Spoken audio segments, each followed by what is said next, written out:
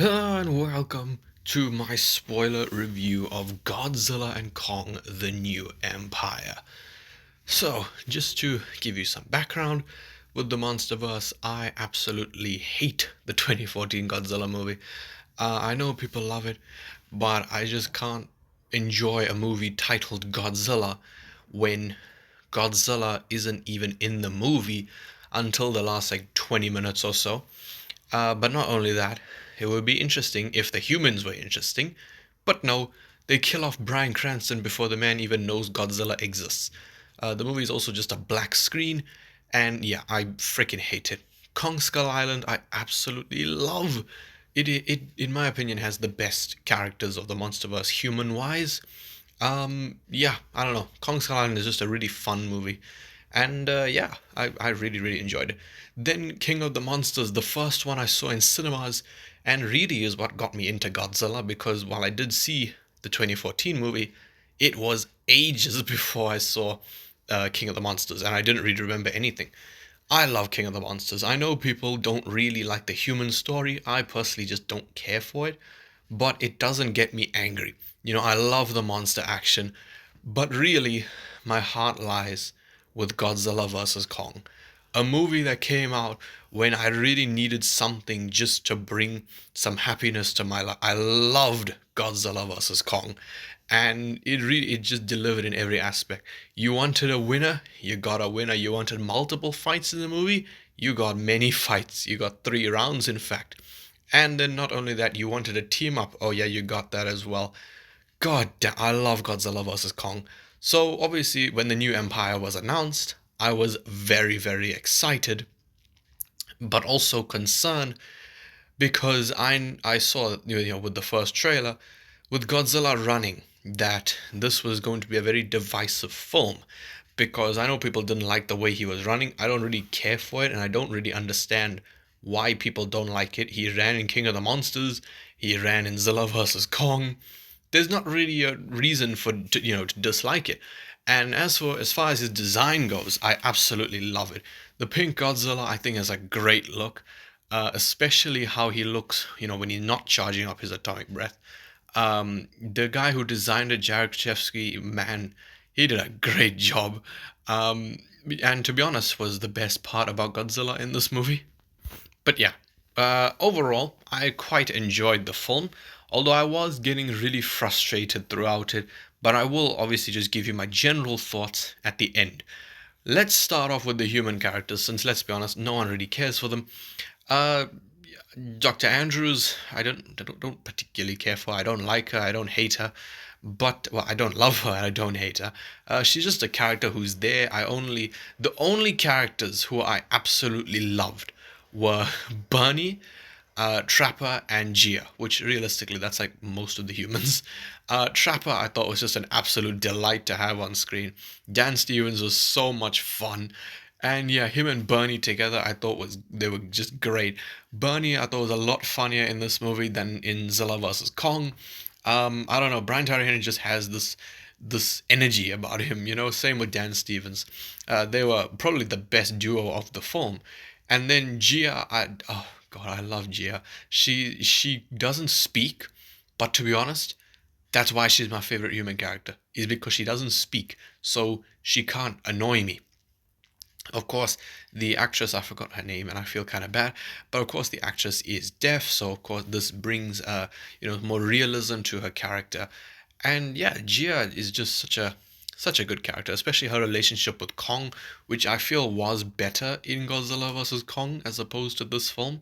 This one they felt very distant, and it feels like for the first half of the movie they have them interact like twice, but then afterwards they just don't interact at all, which is really, really confusing to me.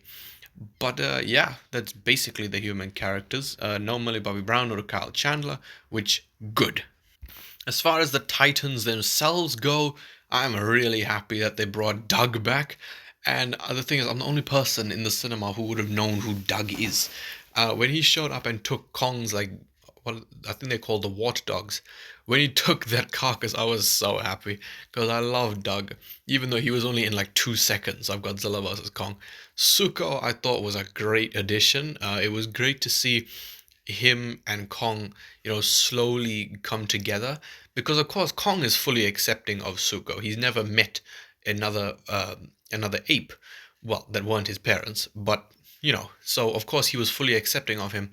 Whereas Zuko was very, very scared of Kong and very aggressive because, of course, he's only ever known oppression. Zuko has never experienced, care and love. And Zuko does end up setting Kong up several times, both, with the apes, but also when that thing is in the water.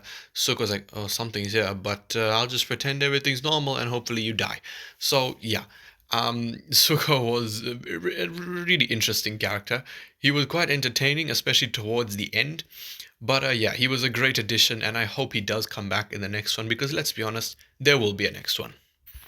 But then moving on to the villains, starting off with the Scar King, he is barely in the film, and really his only good scene is his first one when he meets Kong, and he absolutely destroys him.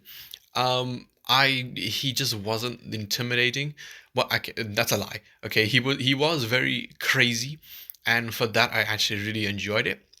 He wasn't the villain I thought he'd be, but seeing him you touch Kong's metal tooth and then laugh at him and make everyone else laugh, I thought it was such an interesting decision to make him like a maniac, which fair enough. And then of course Shimo. Shimo was just stunning. I believe Jared also designed Shimo, which, holy shit, hats off to you, man. You did a great job. Shimo is probably the most beautiful Titan in this franchise, if I'm being completely honest with you. I absolutely loved her. She looked great. And, probably definitely the most tragic character in this movie, I'd say, because of course she is, just essentially chained up with spines and stuff. And then finally she gets her moment at the end, which we will talk about. But yeah, the villains just didn't really do much, if I'm being honest with you. They're very, very underwhelming. And, the main thing that I took away from them is that there's not really a reason to get their Funko Pops. So, Godzilla it is. But speaking of Godzilla, oh my god. Kong got 90% of the screen time. And, I knew it going into the movie. I was like, Kong is going to be the central monster. That's fine. Godzilla will get his fair share of awesome moments. Kong was the most developed character in the movie. He was just fantastic. I loved his character. I loved how emotive they made, how expressive they made him. But he was just so much fun, honestly. He was so much fun to follow. And he was a lot of the screen time. Which sounds good because we've never had a monster movie, well, Monsterverse film with this many monsters, well, this much Monsterverse screen time.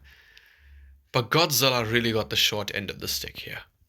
The G-Man did absolutely nothing. Now, yes, obviously I know that this movie was going to be Son of Kong, that's what it started out as, but come on, man. You named the movie Godzilla and Kong. Okay, it's like on all the posters they're together. The slogan of the movie, they don't have to like each other, they just have to work together. What the hell? Godzilla did absolutely nothing. He goes and fights Skylar, which fair enough. This is the first nitpick I want to get into with Godzilla. Okay, him fighting Skylar makes sense. Obviously, he's the king of the monsters, and Skylar attacking Rome. Obviously, he's not meant to be doing that. Godzilla puts him in his place. Godzilla, yes, obviously he's the king, so he won't respect the others, but he does have that sense of respect where he won't actively go find into another monster's territory, then kill them and take it. I don't know. You can let me know what you think of that, but to me, that just doesn't really seem like something that Godzilla would do, is actively go to another Titan's territory and kill them just to take it.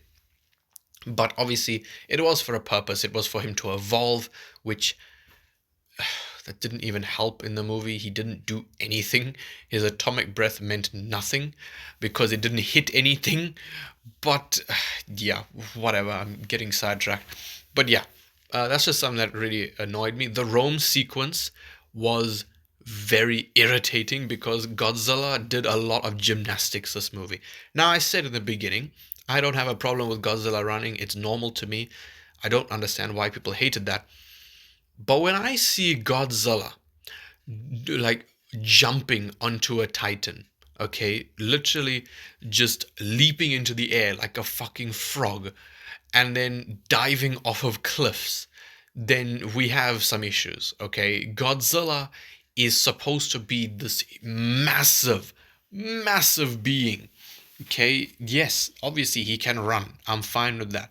But when you have him freaking turn so quickly and clock Skylar, this is not Breaking Bad, Skylar in the face and just friggin' jump around like he's a frog, then we have problems. Okay, I did not like what they did with Godzilla in terms of him, like his movement in this movie. But yeah, I don't know. But yeah, basically every scene Godzilla gets, he is essentially, and I think Greg from Real Rejects put it really well.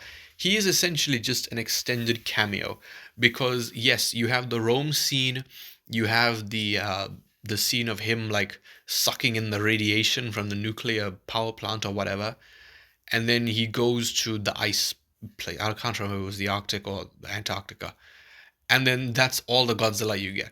And none of those scenes are longer than like 30 seconds. That is essentially what Godzilla is. You are with the humans and Kong for about 20 minutes, you cut to Godzilla for about 5 seconds, and then back to the humans and Kong. It is so frustrating because people like Kong fans will love this movie because he is the main character. Godzilla fans are gonna be annoyed because the guy is barely in the movie. You can remove him from the film and nothing would change. Even in the final battle, Godzilla did absolutely nothing of use. I think he might have just saved Kong from one of the Titans. I forgot what happened. But that just says something that the movie is also fairly forgettable with its action sequences just because there is so much action, which, isn't really a complaint, really. That's just something that, kind of is making me difficult. Well, it's making it difficult to do a review like this because there's several sequences that I don't really remember, certain moves and things that they did. But yeah, Godzilla is absolutely useless in this movie. He does nothing pre the final battle, and in the final battle itself, he just basically is just there. He tussles with Shimo, and he doesn't do anything. He doesn't even kill either of the villains. Shimo, of course, survives because now she is free from the Scar King's control thanks to Suko, and she freezes him, and then Kong obviously shatters him on the ground. Godzilla does nothing. He's useless. And then this is the best part. He does like the bloody Jesus Christ pose and then shoots his atomic breath into the air like he's the bloody victor. Oh my god. Adam Wingard, for someone who says that he loves Godzilla so much, oh, it was my childhood, oh, I grew up on those movies, then fucking show it, man. Godzilla is useless in this movie. We thought that he barely had any screen time in Godzilla vs. Kong. He does nothing in this film. There, at least he fought and he won. This one, nah, nothing. Fuck it. Who cares about Godzilla? Kong's the main character. Who gives a shit about the awesome, badass lizard? I'm getting distracted. Okay, let me move on.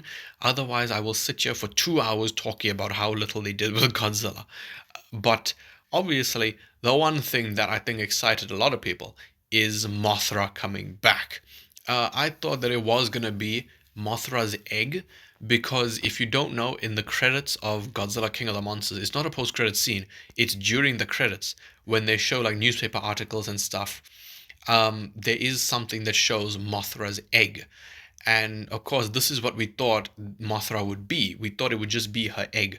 But no, in this movie, Gia just somehow materializes Mothra out of nothing, which makes no sense to me, but really, who cares? Okay, I'm tired of questioning these things. But yeah, Mothra does come back, and while that was exciting, she literally just serves one purpose, and that is to show up, make Godzilla see, oh my god, my wife is back, and then he'll team up with Kong, and then she shows up at the end. Mothra does nothing, and yet she still did more than Godzilla. How is that possible? Yeah, she literally just is recreated. And then Godzilla and Kong, of course, fight each other. And Kong freaking, he thinks he knocks Godzilla out. And he freaking grabs Godzilla's tail and just dragging him towards the portal. That is the funniest thing in the world to me.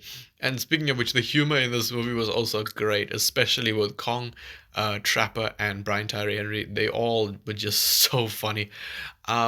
But yeah, and then Godzilla, of course, beats Kong again, just proving to you Kong fans that Godzilla will always beat Kong, even with the humans' help. Godzilla will always win. But of course, as he was about to kill Kong, Mothra, of course, showed up, and then that's basically it. That's all the emotion we get out of Godzilla in this movie is him going from angry to less angry. That's all it was. In the last movie, at least he smiled or he laughed. But yeah, the movie was just fairly forgettable. But at the same time, I had a lot of fun. I give it like a 6.5 to a 7 out of 10. My main issue is that Godzilla isn't in the movie. Or, well, let me put it this way. You could remove Godzilla and the movie won't change. That's my only complaint with, well, my main complaint with it. Disappointing villains. Scar King and Shima were very underutilized. And yeah, the concept of Godzilla and Kong teaming up just wasn't delivered. The last movie was like, okay, Godzilla versus Kong. It's, you're going to have this, you're going to have Kong fight Godzilla.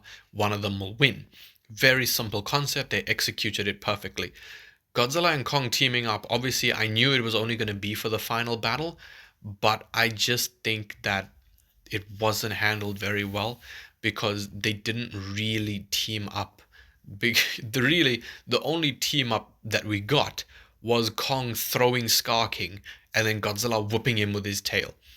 And speaking of which, Godzilla, his atomic breath didn't touch a single thing in that final battle. Absolutely nothing. He aimed it at Scar King, didn't hit. Obviously, Scar King is agile, so he dodged it. Didn't even bother with Shimo. So yeah, I don't know. There were certain fight sequences in the movie that I thought were pretty awesome, but if you had just added Godzilla, if you had made him a character instead of just a cameo, it would have been better. It really, really would have.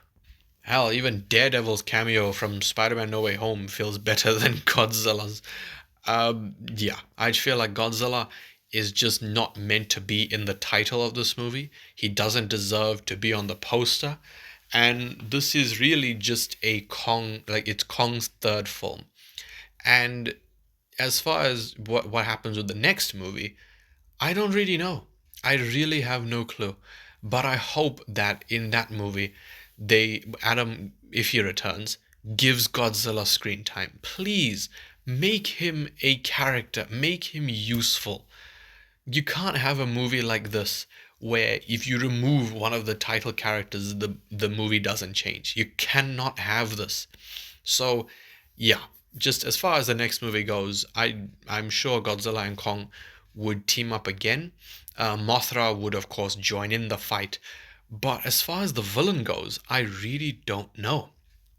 I really have no clue because the villains of this movie were very disappointing. As I said, Scar King, of course, didn't really do much. Shimo, of course, did get that really good moment at the end where I loved the emotion that they gave her in that scene, by the way, of that panic look in her eyes as she's like turning her head back and forth and then decides, you know what, fuck you, Scar King, and then fucking freezes him.